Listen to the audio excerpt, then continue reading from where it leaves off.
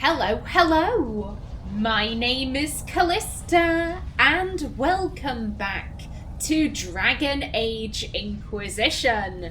In the last episode, we were in the Forbidden Oasis to take on the Spirit Calmed, and Dorian did have a little bit of, not quite banter, but he had some interesting information to share with us between episodes. I will insert that right here. In ancient Tevinter, they called this place Vina Hadanas. It means the downy hairs upon your arse. Really? Who named it that? Someone who liked staring at arses. You know how magisters are.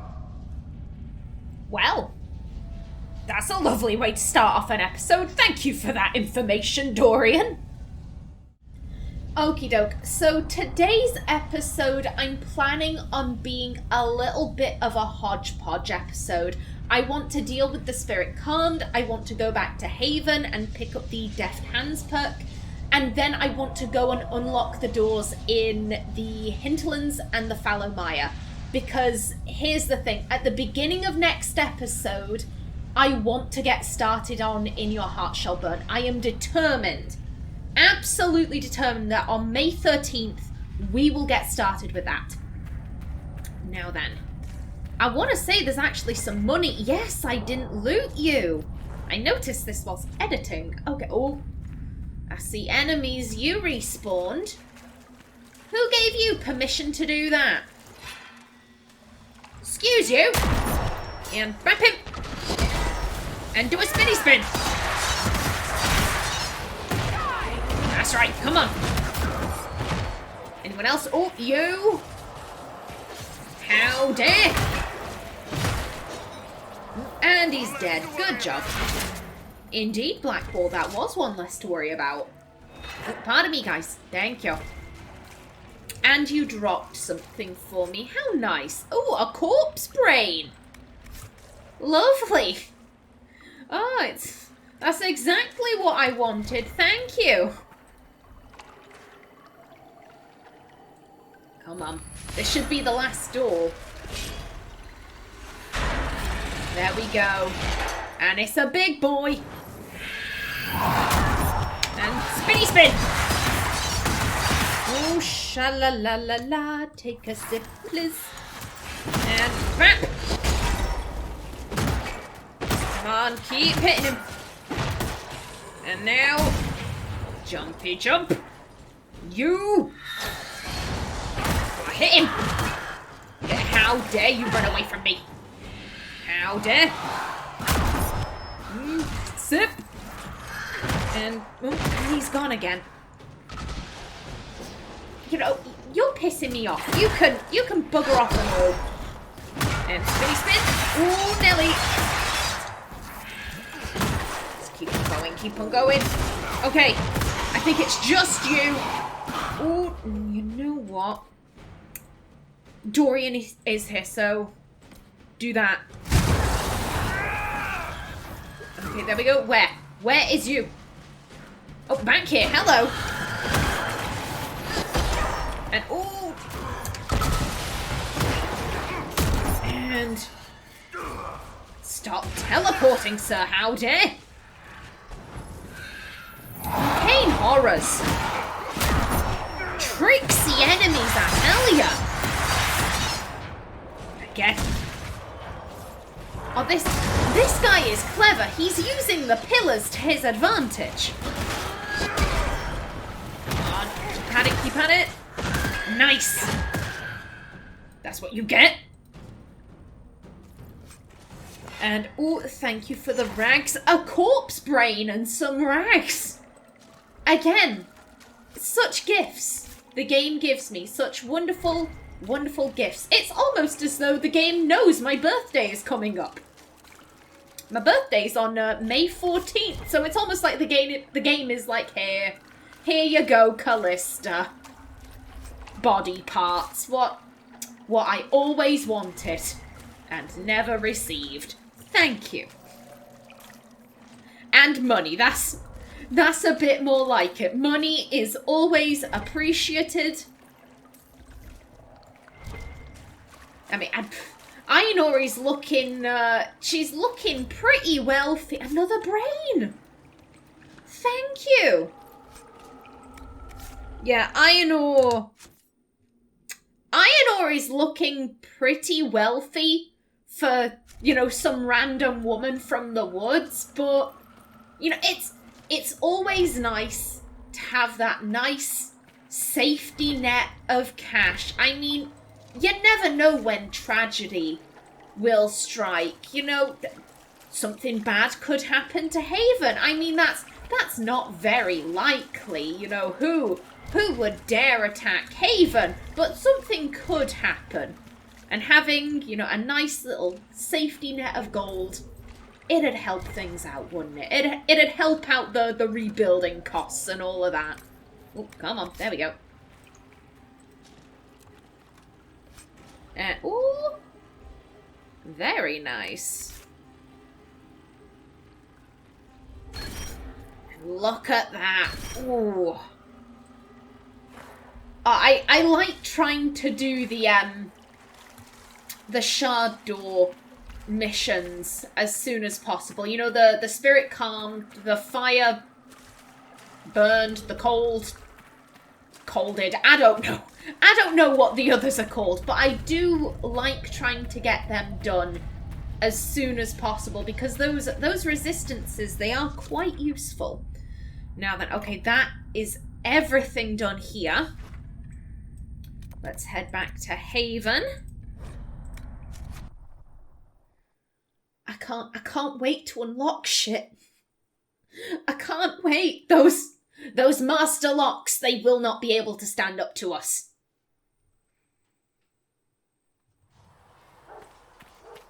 Come along, Aenor. Now then, is the game tricking me? Oh, good day to you too, sir.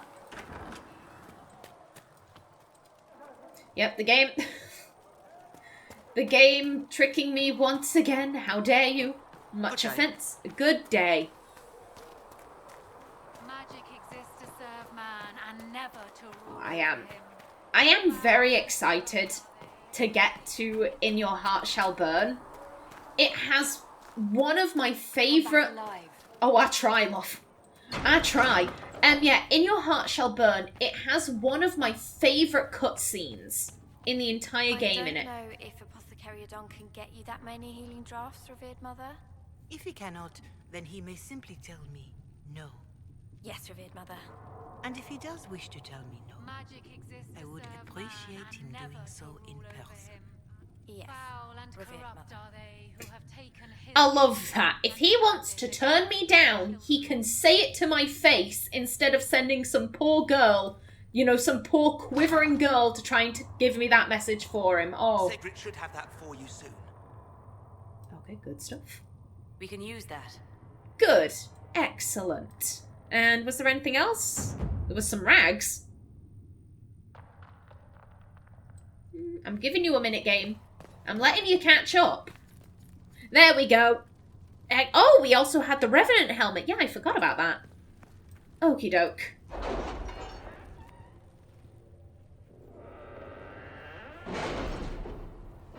Now then, where is my perk point? There is my perk point. Deft hands, fine tools. The training, gear, and experience working with master locksmiths needed to tackle the toughest and most ingenious locking mechanisms allows all rogues in the party to open masterwork locks. Yes! I am now a menace to society. Alrighty then. An ally from Starkhaven. I look forward to future collaborations with the Inquisition. Please accept this gift from the Vale family's coffers. May it be put toward relief efforts in Haven. In Andraste's love, Prince Sebastian. Thank you, my dear. Locate the weapon of Trida Brightaxe. Inquisitor. I have no idea what to say. Scholars have debated whether Trida's legendary axe was an axe set with crystal, an axe with a magically reinforced crystalline head, or perhaps even just a very polished axe. But apparently the word translated from the ancient language, commonly taken to be axe, in fact merely means hafted weapon. It is possible that translations of the saga have been edited to omit evidence that Trida Brightaxe may have been using what seems, from all appearances, to be a staff, as would more commonly be used by a mage. I apologise for my confusion in this matter. I will endeavour to be more diligent in my translations in the future. Yours, Sister Dorcas Guerin. Yes, Trida Brightaxe was a mage. I do like that. I think that's a nice little twist there. Investigate Therenfall Redoubt. Thanks to the distraction provided by Inquisition scouts, the Chargers were able to get into Therenfall Redoubt. It's largely deserted, but there are clear signs that the Templars joined a much greater force. We found a refined form of lyrium and a large number of Templar corpses. Judging by their wounds, they were executed after falling ill. We also found signs of demonic activity, although there were no rifts present. This place was home to something powerful and malevolent, and judging from the signs of violence at the redoubt, it fled when the main force of Templars left. Lieutenant Cremisius Aclazi. Ooh, and we got an Amulet of Power. Thank you. Yes, very, very interesting information. What did Aenor miss out on here? By siding with the mages, what mystery did she leave behind? Now then, we have Celebrate the Dragon Slaying. Word has spread about the dragon the Inquisitor killed. A note passed on by Josephine. Tell me you sent soldiers to collect the grisly remains. We have nobles clamouring to see the head up close. I should have anticipated this. Gawking is for peasants, but it becomes civilised when done with a glass of wine in one hand and a fan in the other. And another from Ferelden, signed Heren. My associate, Wade, is known throughout Thedas for his talent at capturing the glory of the Draconic in the armour he makes. The scarcity of dragon scale means that Wade is all too rarely afforded the chance to work in his chosen medium. But here's a solution. Wade shares his expertise with the Inquisition in exchange for the dragon materials collected so far. Josephine says, let us set up the trophies you've collected and put out the word. We are celebrating our Dragon Slayer. Fascinated nobles will do anything for an invitation. And Cullen says, Wade and Heren are troublesome, but Wade's talents is undeniable. Send them whatever dragon materials we aren't using ourselves. So, here's the thing. Josephine is saying like, oh, we're celebrating our Dragon Slayer. Aenor's probably going to have to be at this party. And Aenor's like, nope, I don't want to do that. You know, let's send him the dragon parts. We'll get some information on making armor. That'll make our soldiers' armor better. Like, let's do that. Let's not throw the party. All right. Good stuff. And then we have the Hunter Shade Dracolisk. Our researcher has been examining everything known of the draconic species, and she believes that she has a way to flush out a creature that might serve as a mount. The Dracolisk is a rarely seen beast. Wary, skittish, but hardy and powerful. Certainly not a standard addition to a stable, but in what other way has the Inquisition proven itself to be standard? Josephine says, our allies will see the law is properly placed and report well on the results. Liliana says, if you wish the laws placed, it will be done. And Cullen says, having our soldiers place these laws in the designated areas is simple enough. Typically, I'd go with Cullen because, you know, Aenor does prefer to have the Inquisition do something rather than, you know, having our allies do something that, you know, we could very easily do ourselves. Liliana's saying to send her agents. Those are still our people, so we'll send her instead. Let's see what we have. And Josephine, you might as well gather me some coin. Thank you kindly. At your service. Okay, now that we've picked up Deft Hands, let's head to the hinterlands. You know what? I think I'm going to take the party I was travelling with in the Forbidden Oasis. Just because we will be going to pick up the Grey Warden documents in the Fallow Mire. I think that makes sense. There we go. And we're still getting to know Dorian. It'd be nice to bring him along, and we need a rogue. So, it makes... Yeah, I really do think it makes sense.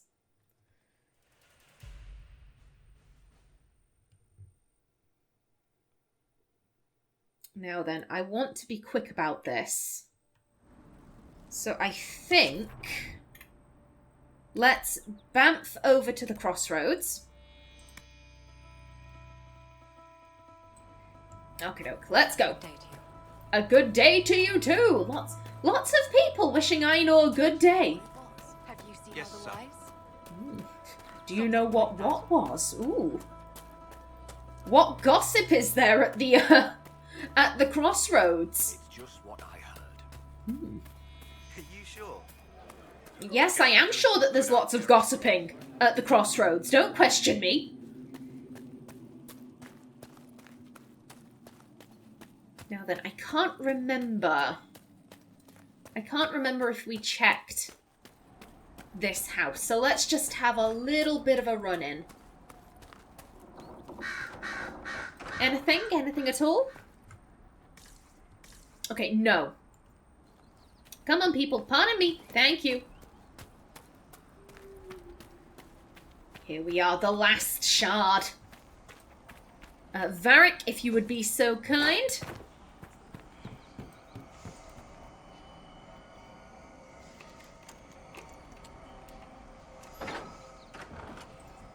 There we go. Come on, in we go. Ooh. Excuse me. Don't mind. I would... Codex. Thank you. Dwarven Runecraft. Within the Diamond Quarter of Orzammar lies the Shaperet, a branch of Dwarven society so ancient that the dwarves themselves do not know when or where it began. They are the keepers of history for a people who have never known the sun or seasons, and who track time by the lives and deaths of kings.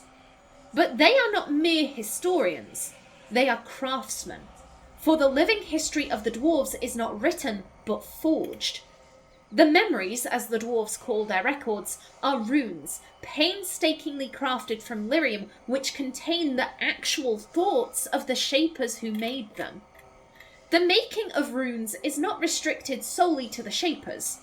The most commonly useful kind are crafted by many members of the smith caste from lyrium and other magically reactive metals, and can imbue a variety of fascinating new properties to an item when properly applied. Just as the runes of Tevinter design do. But runes are found everywhere in dwarven artwork, and not all serve a practical purpose. At least, not one that's known. They are carved onto houses and storefronts.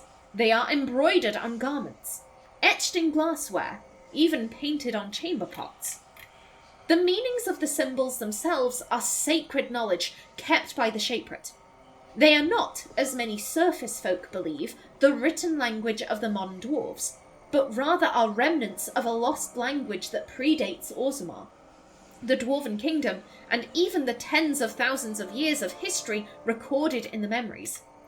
The Shaperet recognises the meanings of a few dozen dwarven runes. Memory, obviously, is used for their record keeping. Many have not so much been translated as inferred. Runes which decorate both armour and load-bearing architecture might very well mean strength or endurance. New symbols are unearthed now and then in the Fallen Tigers, brought back by the Legion of the Dead and jealously hoarded by the Shapers who struggle to find their uses and origins. Were these symbols an earlier version of the written Dwarven tongue? A language that fell into disuse, replaced by the modern King's tongue? It is hard to guess, and the memories offer us no wisdom. From In Pursuit of Knowledge, Travels of a Chantry Scholar by Brother Genitivi. Very interesting. Oh, pardon me. Excuse me, people. Pardon me. Thank you. Come on. Dorian. Okay, then you can get the thing. There we go. Oop. There we go. The fall is complete.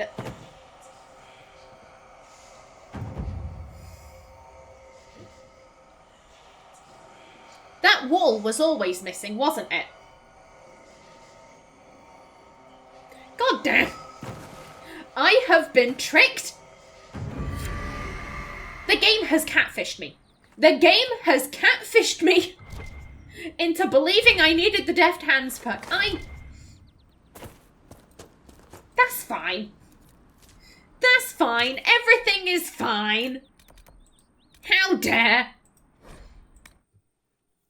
Now, I am planning on leaving the locked doors in not in Hinterlands, in Redcliffe proper. Because I want some specific companions for those locked doors. So I'ma just leave them be for now. And instead I'm going to steal from the farmers. Now, I swear, if the back of this building is open, I will go berserk. I will go ballistic. Okay. Okay, that's fine. Heavy warden armor. You do have to wonder why there'd be warden armor in the Hinterlands farms. No. I want to go here. Because there was a house with a locked door in that corner of the map. Yeah, you have to wonder if maybe one of the farmers is a Grey Warden in hiding. I mean, you'd assume that Blackwall would be able to, sense that. I mean, if he can sense Darkspawn, and, you know, he's using the taint to do that, Wardens are also tainted. Maybe he's keeping that Warden secret. That would make sense. Now then, hello? You're right. Hi there. Come on, spinny spin. There we go. And you dropped something for me. How kind. Ring velvet. Lovely. We do always need more crafting materials. Okay, now if I remember correctly, it was this house that was locked. So let's bap that. There we go. And I swear down, I clicked that the first time I was here and it said it was locked. I swear down it did. So many things. I have been tricked by so many things. That burned down house, this house, game, this betrayal. Plaid weave. That's what I get. I get plaid weave. Meh, I say. Gardener Diary. Property of Ira Gardner is written in spidery handwriting on this collection of homemade recipes and remedies. The last entry reads, "First sign of the plague is coughing and going pale, like blood's run out of your skin. Elfroot soothes the cough, but doesn't cool the next day's fever. That's where the spindleweed helps. The ones I planted by the old shed came in quick. They seem to like where the soil's dry. I'll try making an ointment with it tomorrow." Yeah, so if you remember, the gardeners came down with a plague. Ira seems to have been handling it, however, the family living in that house, I think it was either the uncle or the granddad, they insisted, no, we have to block up the house. We have to block up the door. And, you know, they did. We found crates outside of it. So, That's just... Yeah, I understand not wanting the plague to spread, but if they had a healer living with them who was handling it... The Empty Ones. The Empty Ones were a small and short-lived cult based in Navarra and known for worshipping the Blight and, by extension, the Darkspawn. Some confuse the Empty Ones with followers of Tevinter's old gods. A reasonable mistake, since archdemons are said to be tainted old gods. However, it is clear from the histories that the Empty Ones did not worship Dumat and his ilk, but the Blight itself. Following Andraste's death, many of her followers fell into a deep despair. They believed that the prophet's betrayal and execution marked the beginning of the end of the world, and that the Maker's wrath would soon come upon them. The most fatalistic of them all gathered together to prepare for their doom. They called themselves the Empty Ones, for they saw themselves as worthless husks, ready to be swept away by the Maker's hand. It is unknown what passed then, but over time the Empty Ones grew to believe that the Blight was to be the tool by with?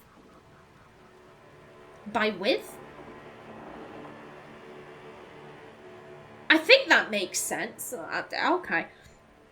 It is unknown what passed then, but over time the Empty Ones grew to believe that the Blight was to be the tool by which the Maker would end all the... That doesn't read. By which? It has to be by which, right? Let's go with by which. It is unknown what passed then, but over time the Empty Ones grew to believe that the Blight was to be the tool by which the Maker would end all of creation.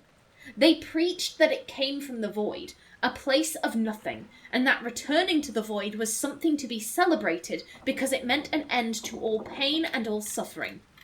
Some mistakenly take this to mean that the Empty Ones worshipped evil, but that is an oversimplification. The Empty Ones believed the world to be beyond redemption, and that it was the Maker's will that it be destroyed completely. There are tales of Empty Ones scouring the deep roads, searching for Darkspawn, whom they saw as the Blight's prophets, in order to assist them in bringing about the next Blight. Predictably, the beginning of the second Blight saw the end of the Empty Ones. The entire cult made its way to the Anderfels, where they stood in the path of the encroaching Darkspawn and, singing in praise of the oblivion that was to overtake them, were consumed. From Before Andrastianism, The Forgotten Faiths by Sister Rondwyn of Tantervale. Very interesting. Okay, that is this house done. So let's bamf over here. Now then, I will admit, I'm a little bit nervous about collecting this next Grey Warden cache. You see, in this room there is a specific code. Whoops, let's try that again. In the room where the cache is located, there is a specific codex entry that never fails to make me cry. It's a poem, and I don't know why, but it just touches something like deep within my heart. I can't explain it. I really can't explain it. I'm not much of a poetry person. I prefer, you know, a book of fiction or non-fiction. Indeed. I would much prefer to read that over a book of poems. But for whatever reason, this one poem, it just really moves me. I'm looking at my timer. It's saying I only have about 2 minutes left. You know what? I think... Ooh. I guess I could start... No, I'd rather start next episode by jumping straight into the mission. So this episode can go on a little longer. Here it is. Here's the poem. Okay. Shred of blue. Hear the rain upon the leaves, above the sky lies grey. A shred of blue would be denied, alas he could not stay. There was a stir within his blood, and the dreams that lay thick upon him. A call did beat within his heart, one road was left before him. Hear the rain upon the leaves, above the sky lies grey. A shred of blue would be denied, alas he could not stay. See how the rain has washed away the tears that you were crying? Though the darkness calls me down, you know we all are dying. Hear the rain upon the leaves, above the sky lies grey. A shred of blue would be denied, alas he could not stay. And so he came upon the place where so many tread before, One last look upon the world before he crossed that final door. Hear the rain upon the leaves, above the sky lies grey. A shred of blue would be denied, alas, he could not stay. Birds reel across the endless sky, above a house upon the plain. In memory she sings to him of a time before the rain. Sweet Andraste, hear our song, for his road will be ours too. Before the darkness claims our souls, let us see that shred of blue. Excuse me. I got so close as well. Hear the rain upon the leaves, above the sky lies grey. A shred of blue would be denied, alas, he could not stay. Words to a song, scrawled on spare paper, writer unknown. God damn it. I've teared up! No! Oh! It's the repetition. It's this line. It's this line and the repetition of it. A shred of blue would be denied. Alas, he could not stay. That's the bit that gets me. And because it keeps being repeated, I'm just like, ugh. It's like I'm just like, every time a stab to my heart, just like, that's right, feel emotions. Ugh. The history of the Grey Wardens is fascinating. And that it is. That it really is. Hargrave Keep. In 652 Storm, Ban Hargrave's knights helped drive Avar invaders from Ferelden's lowlands. When the king asked Hargrave to pursue the retreating tribes, she refused, demanding funds to build a keep. Caught between a fractured court, Hargrave's knights, and an impending famine, the king reluctantly granted her a large parcel of land to the south. After defeating the Avar regrouping in the Boglands, the Ban built her castle. As the famine grew worse, the wisdom behind her choice of location became clear. Hargrave Keep ate well, dining on a steady supply of fish and game while the farmlands starved. Hargrave's line died out fighting Orlesian invaders in the Blessed Age. Only the village at the base of the keep remains inhabited, as the keep has fallen into disrepair. From notable fortresses, castles and towers, and other edifices of interest in Ferelden by Henry Lannon. There we go. Lovely jubbly. And that, ooh, thank you kindly. Okay, anything else? I'll be having that. And you two. Okay, good stuff. Now then, here's what I'm thinking. To finish off the episode, I'm gonna sell off some stuff. I think I'm not gonna do a full-on inventory check, making sure everyone has the best equipment. I'm gonna save that until after, In Your Heart Shall Burn, there we go. But I'm just gonna sell off some stuff. I'm gonna have a bit of a whip round, make sure everyone's, you know... Got better mounts, if you like, I can show you a few tricks to get more out of them. Oh, can you now? Fine, forget I said anything. You Fereldans, growling at everyone but your dogs. No, go ahead. Who knows? Maybe some fancy noble riding might save my life if a scouting ride goes wrong. And maybe I'll show you a few tricks as well. Ooh! Get your flirt on, girl. Do it. Ooh. Hello? Researcher Minade has notes on alloys that may prove more effective against demons. Oh, does she? Well, we'll take anything that gives our blades a bit more bite. You mages aren't half bad. I am no longer a mage. Even better. That makes me sad. It was going so well. Yeah, I'm gonna make sure that, you know, I've spoken to everyone, no one has any other conversations they want to have with Aenor, and then I'm going to bring the episode to a close in front of the war table. That makes the most sense to me. Not that, but we can get rid of these and the Bianca arms.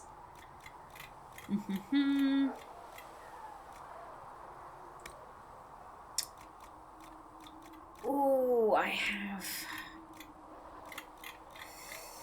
I'm just kind of giving this like a once over. I don't want to get too in depth here. I know we can sell the bows. 100%. And that. And this.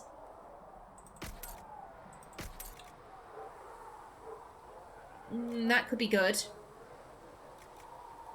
Okie doke.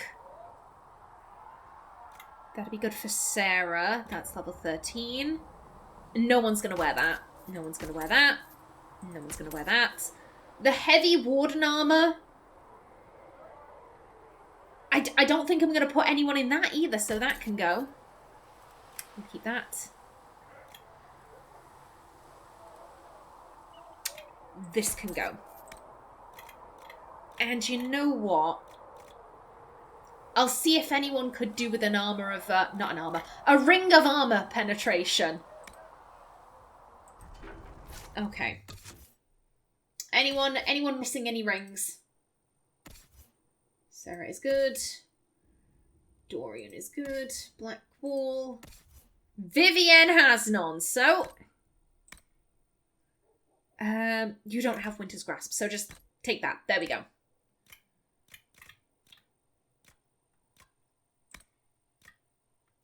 Who's that for? Iron Bull. Okay. Buddy. Take that.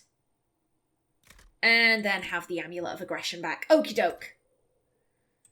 Lovely jubbly. Yes, very happy with that. Now then. Last minute conversations. Hello. Yes? You're strangely charming. Nope. Okay, yeah, we've asked that. Yep, we're good. Nothing right now. Perhaps in a bit. Okie doke. Iron Bull. What can I do for you? Nothing. See you later, Bull. See you. Crem, hello. Talk to me. Can I help you with anything? I don't believe. You know what? Can we talk about the Bull's charges? Certainly. What can I tell you? Tell me of an interesting job. Have you had any other interesting jobs? There was the time with the spiders. Big old beast had taken over some Navarran lady's winter estate, with a full season to lay eggs. Hanging from the chandelier, scuttling over the tapestries, webbing up the bath. I don't really have a story about it. It's just a lot of spiders. We'll talk later. I hate spiders. Yeah, Crem's just like, no, you can have one conversation with me. You love me too much, therefore I am rationing my time with you. Do you need something? Nope. That's enough for now. Another time, then. Indeed. Curlin, buddy? Yes? No, let's just ask this. Is there anything I should know? Wasn't present. Good stuff. That's all for now. Another time then. Indeed. Let's all repeat. And next up should be Varric, if my memory serves me correctly.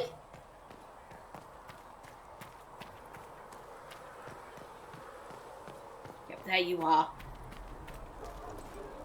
Need something? I've asked all of these, I think. Can I ask you something, Varric? You want to talk about me? I'm flattered. Also inclined toward extravagant lies. Thanks, Varric. No problem. Need something? I want to know more about Red Lyrium. I'll tell you what I can. Okay, yeah. Yeah, we've asked everything. I think that's enough on Red Lyrium. Yeah, not really my favorite subject. Okay, good stuff. Sarah! Sarah won't have anything. I know she won't. I spoke with Blackwall. Oh. He didn't have much to say about the Grey Wardens. Why should he? Their deeds speak for themselves. I'm beginning to think you only came to the Inquisition once you couldn't find them. I wouldn't have minded joining the Wardens after my exile, true. But your Inquisition will do. I'm pleased to hear it. Okay. Your wish is something. Okay, I'm pretty sure that's just the Elven question. Tell me about yourself. What about me? Yep, nope. We'll talk later. If you say so. I think Dorian should actually have something.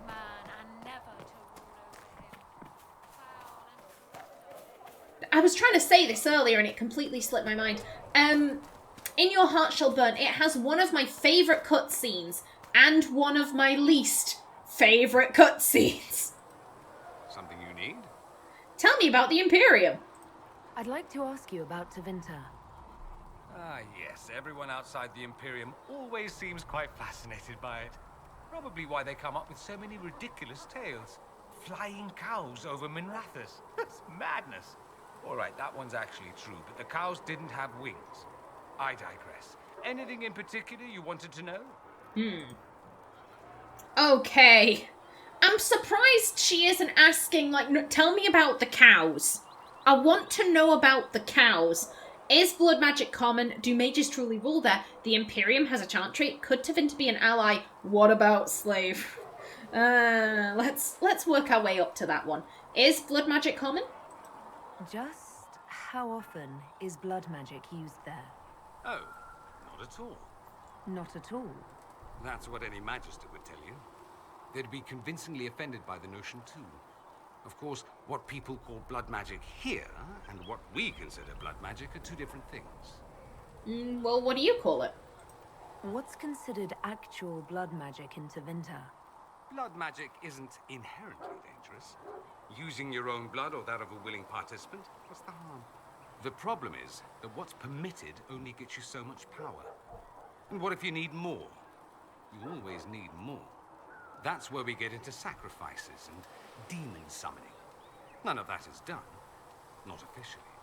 Behind closed doors, it's a different story. Real blood magic can give you an edge, a leg up against your opponents. It's safe to assume that any mage of rank does it. The rest are quietly shut out of power, to put it bluntly. And there's no Templar intervention? You'd think the Templars would object. I imagine they did, long ago. Once, their investigations might have been sincere. Then their balls were cut off. Too inconvenient. Nowadays, only the friendless are accused. And most of them probably innocent. And no one disagrees? There must be some mages who oppose this. Of course. I do. And I'm not entirely alone. Occasionally, there'll be a magister who makes noise. And then the reform talk begins. All very patriotic. Meanwhile, that magister will be quietly shunned. Chances are, surprise, it's learned he was a Maleficar all along.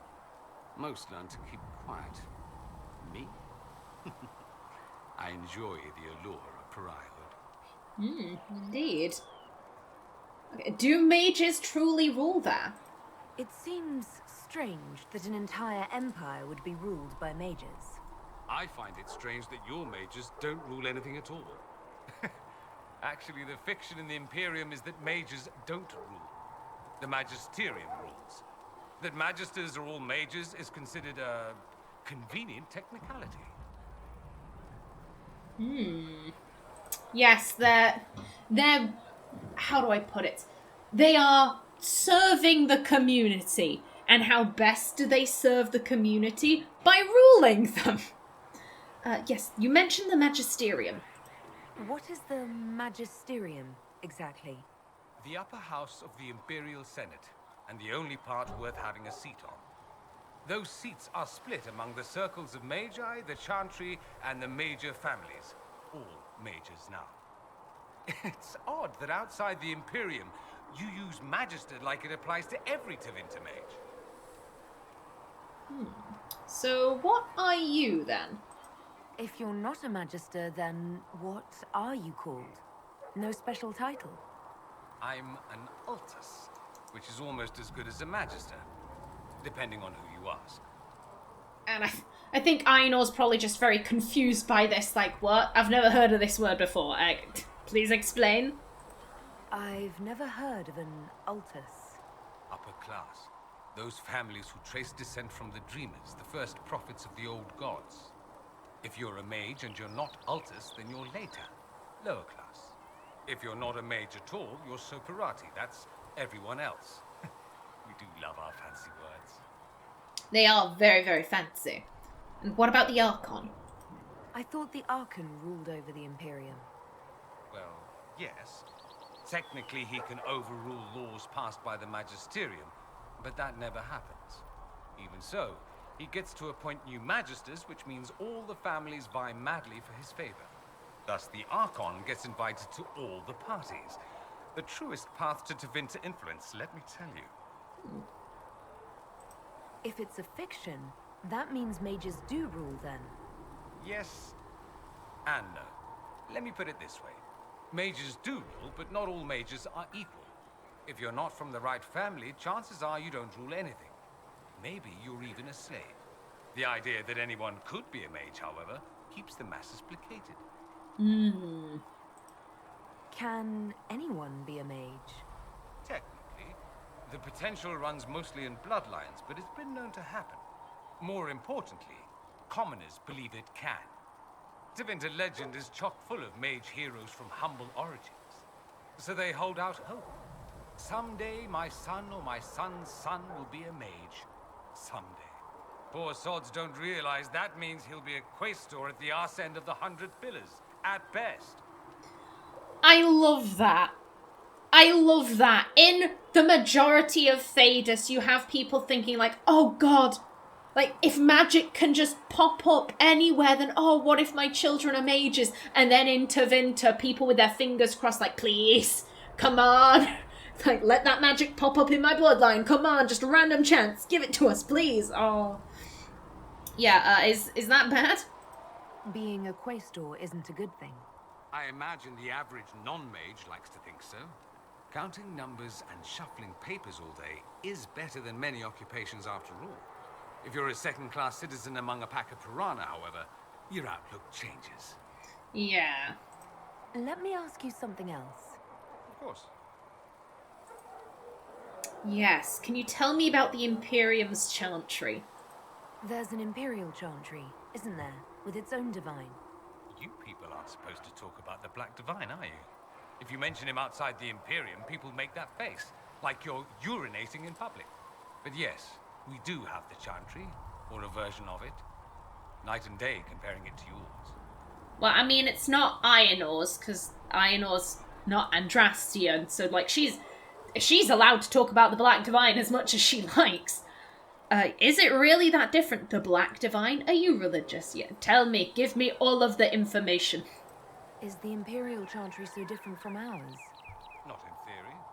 The main difference is in the whole magic is meant to serve man, not rule over him business. Back home, ruling the unwashed masses is serving them, for the good of the Imperium. Perhaps it started with good intentions, but these days it's academic. The circles are in command. There are circles of magi in the Imperium. We don't have dismal little mage prisons, if that's what you mean. They're academies, prestigious ones. We have Templars as well, but they don't cancel spells or whatever your Templars do. They're soldiers. They watch for abuse of magic, yes, but only those who are weak or who fall out of favor get dealt with. Mostly they enforce the Magisterium's edicts. The chantry smiles and nods from the sidelines. The first part of that, their academies, prestigious ones, I'm like, yes! This is what the circles should be. That's how they all should be. It's perfect. It's perfect. And then he continues, and I'm like, no! Not that. I've said this before. I do think that Templars should exist, but they shouldn't be jailers, and they shouldn't be soldiers either. They should... How do I put this? They should be there to elevate the mage's experience. Like, we are nearby. We're not in the tower, but we are close nearby. So then if anything does happen, you can just call for us and we will come running. However, if you think you can handle something on your own, we are going to respect you enough and trust in your capabilities. We are putting that trust and faith in you. But we will be here just in case. I should be divine. I should be divine. Let me make the rules. I know what I'm doing. Do you really call him the Black Divine? We don't call him that, oh no. In the Imperium, he's the true divine. The woman sitting on the Sunburst throne is some backwater pretender. It all stems from a disagreement over Andraste. Marvelous, isn't it? What was the disagreement? Why would they disagree over Andraste? It's not my field of expertise, but the Imperium believes Andraste was a mortal woman, a mage. Down south, they say, no, she's the bride of the Maker, ascended to his side, divine provenance, a blah blah blah. We feel better believing Andraste was one of us. Makes executing her less damning, you see. So we elected a man as divine, the South declared war, and we've been feuding cousins ever since. And I would just like to point out that I agree with... I agree with the Vince version of events, that, you know, there was no divine providence. Andraste was mortal, she was a mage, and she was just using magical gubbins. Like, I do agree with that. So, the Imperial Divine is always a man? All the better to distinguish him from that other one, yes. Don't think there aren't a number of female magisters who bristle at that. Why can't they be divine after all?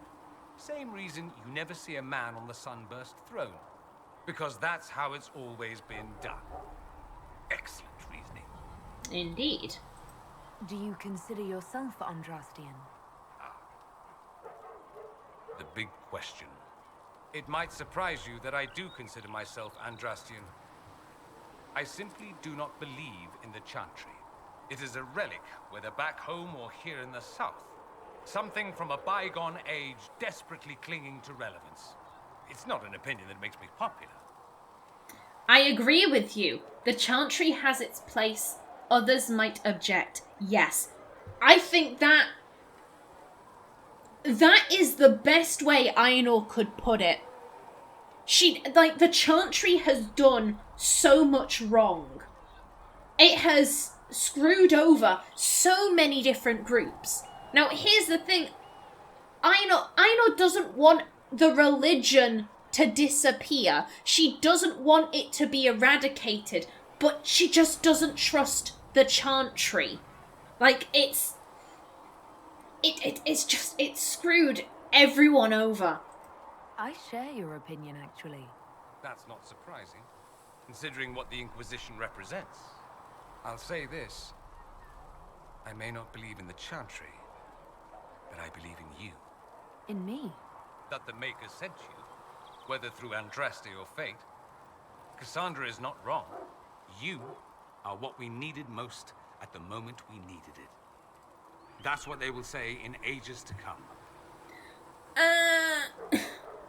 I don't know. I'm surprised you think that. I agree, you're a fool. It's between these.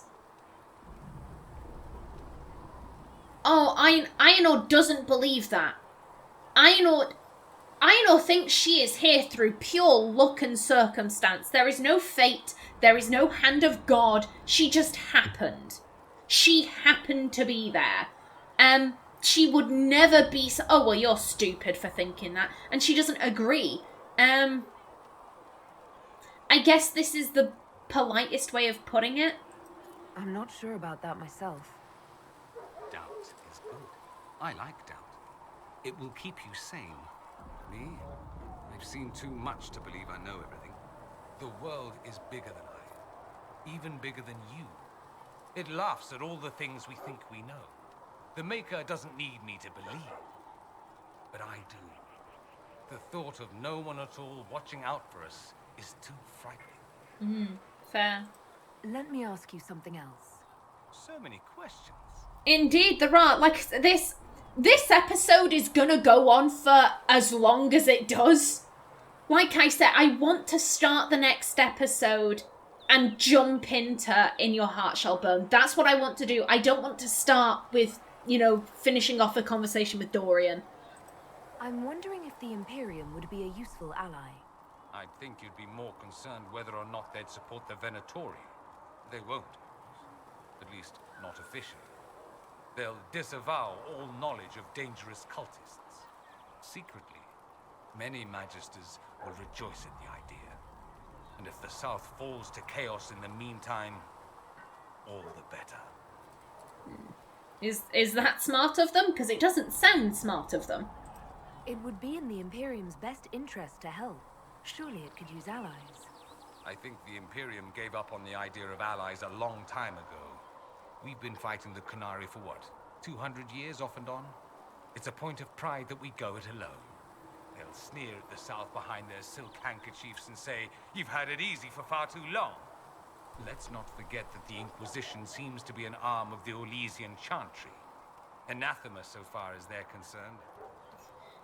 Here's the thing, you can say, but we're not. That's what the Inquisition appears to be, though.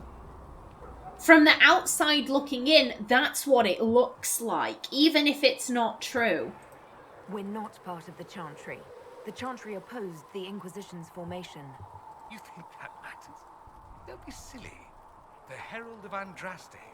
Your very title smacks of the Southern Chantry. You may as well be a heathen. I think they're far more frightened what you'll do if you succeed. And oh, here it is. What do you think about slavery? Anyone who talks about the Imperium mentions slavery. It's the center of the slave trade. Ah, that is true. And did you have slaves? Not personally, but my family does and treats them well. Honestly, I never thought much about it until I came south. Back home, it's how it is. Slaves are everywhere. You don't question it. I'm not even certain many slaves do.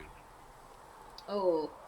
You're saying they like it. It's not like that here. That's a terrible attitude. I'm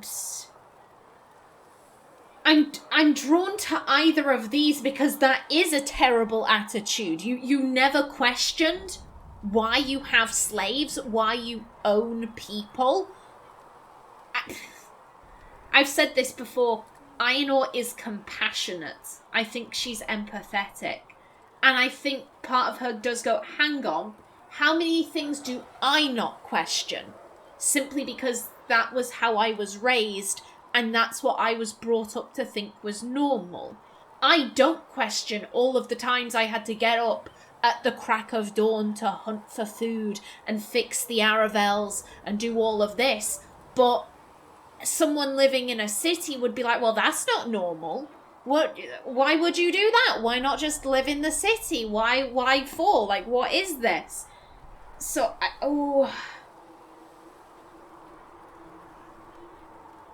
here's the thing. He isn't saying, slavery's great.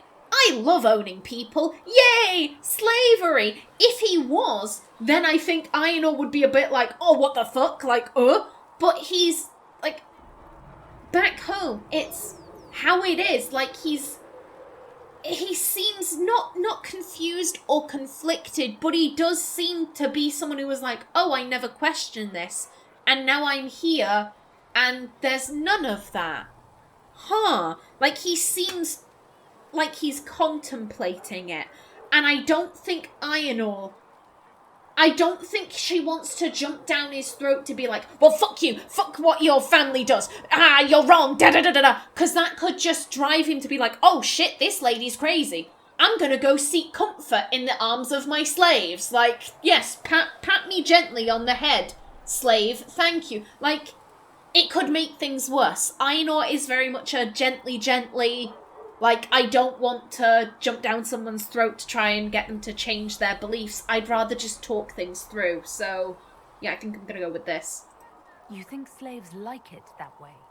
Don't be ridiculous. I didn't say they like it. It's all most of them know. In the south, you have alienages, slums, both human and elven. The desperate have no way out. Back home, a poor man can sell himself. As a slave, he could have a position of respect, comfort, and could even support a family. Some slaves are treated poorly, it's true. But do you honestly think inescapable poverty is better? At least they have a choice. I suppose not. Treated poorly. I did like that because it was, the thing she said before, it was firm, but it wasn't jumping down his throat. Ooh. And not this. Not this. I think she'd be... Some slaves are treated poorly. Excuse me. Here's the thing. Having a choice, it isn't the be-all and end-all. having freedom... Just because you are free doesn't mean you will never know hardship. It doesn't mean you will never have to make a difficult decision and live with the consequences of your actions. Aenor is very much like, I have freedom. That means I have certain responsibilities. So I don't think... And really, how much choice do they have? They're in a slum. They can't just decide, oh, well, I'm gonna become a merchant. That person probably doesn't know how to read or write or do math. How are you gonna be a merchant? They only have so many choices. And that is rather like, oh, you're living in a slum? Well, you have a choice not to live in a slum. You are clearly choosing to be poor. No, they aren't. That's fucking stupid. Like, if they're living there... They don't want to live there. They clearly don't have a choice in the matter of where we're living or where they're living. Choice, it's an illusion in that regard. So I think, yeah, I'm drawn to this. Is that what you call it? Treated poorly? Abuse heaped upon those without power isn't limited to Tevinter, my friend. I don't know what it's like to be a slave, true. I never thought about it until I saw how different it was here. But I suspect you don't know either. Nor should you believe that every tale of Tevinter excess is the norm. That is fair. But I don't think Aenor was coming at this with a... How do I put it? I don't think Aenor was trying to dismantle the slave trade in Tevinter. She was asking for his opinion, and he said something that was like... very troubling, like, oh, they're treated poorly. Excuse me? What? So I don't think Aenor meant it in that way, or at least the way that Dorian took it. That's all I wanted to know. Fair enough. Oh, okay. Tell me about Alexius. You said Alexius was a mentor of yours. He was my patron, sponsoring me to the higher levels of the Circle of Magi. In return, my successes were his. I had a lot of successes, naturally. Alexius was most pleased. He and I used to talk over brandy about the corruption, how we could one day make real change in the Imperium. And then he gave up. He stopped trying. Why do you think that was? Why did he give up? On a journey to Hosburg, a Darkspawn raid killed his wife and sickened his son. I remember hearing the news. He hadn't been there, you see. Alexius was convinced he could have protected them. The guilt tore him up. I helped him with his research for a while, and then we drifted apart. Yeah, I'm sorry about that. That must have been difficult. Back then, I was furious. I told him to snap out of it, move on. I thought I had all the answers. Later, I regretted my hasty words. But we didn't speak again until he approached me for the Venatori. Too much pride, I suppose. Plus, I was busy drinking. One must have priorities. Did you miss him? I think you felt guilty, but you followed him. Yeah, that's... He clearly feels guilty. He clearly does. I don't think that's it. You felt guilty because you couldn't help him. Never you. I had a choice, you see. Wallow in self-pity or get away while I could. At any rate, he's fallen so low, I doubt he'll ever get up. Sad, really. I should go. As you wish. Okay, very quickly. Anything else? Here we are again. Okay. I should go. You know where I'll be. Indeed. Solus! Solus, hello there. How can I help? Nothing you We'll talk can't. later. Goodbye. Okay, next up, Liliana. Again, I am more than certain we've completed everything with her. Good to be surrounded by mages again. Really? The debate, the crackle of magic, the smell of old books. The breach is a magical problem. The mages will help us solve it. Okay, good stuff. Yes? Yeah, that's just asking if she and Justinia were fucking. Anything I should know? I've nothing to report at the moment. Good stuff. Yes. Let me out. I'll leave you to your work. Okay, and then just Vivienne and Josephine left. Again, I am sorry this episode went on a bit longer than usual, but Do you need something, my dear? yeah, that's fine. All things in this world are finite. And I will take Josephine. these injury reports to research my name. I'll tell the apothecary what you need right away. Thank you. Good stuff. Excuse me, pardon me. Josephine. Greetings. What do the people make of us? We've gathered many favors among the nobility. They will be gently reminded of this. Any visiting dignitaries I should watch out for? None in particular. Our guests are well pleased with what they've seen. Okay, good stuff. Excellent. Alrighty then. I am going to leave off right here. In the next episode, we shall get on with In Our Heart Shall Burn, but until then, please remember to like if you enjoyed, leave a comment below, and if you wanted to subscribe, it would be very much appreciated. I've been Callista. Thanks for watching, and see you in the next episode. These truths the Maker has revealed to me, as there is but one world, one life,